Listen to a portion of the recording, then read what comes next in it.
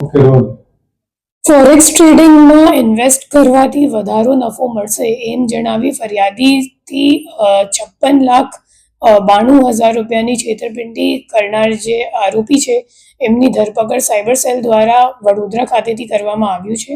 એમાં ખરેખર જે ફરિયાદી છે એમનો એક ઓળખીતા વ્યક્તિ હતું વડોદરાવાળો.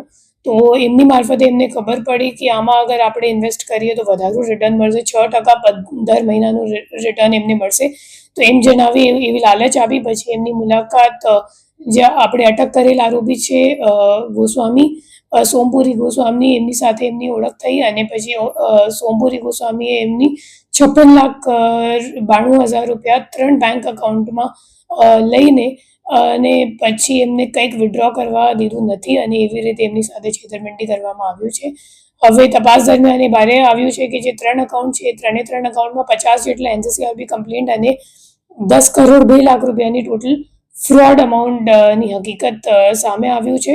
અને એના સિવાય જે નાસ્તા ફરતા આરોપીઓ છે એમાં જે મુખ્ય આરોપી છે લવિશ ચૌધરી, એમને ઉપર ઓલરેડી એક ઈડીનો ગયા વર્ષમાં મોટું કેસ કરવામાં આવ્યું હતું જેમાં 400 કરોડ રૂપિયા ઈડી દ્વારા ફ્રીઝ કરવામાં આવ્યું છે.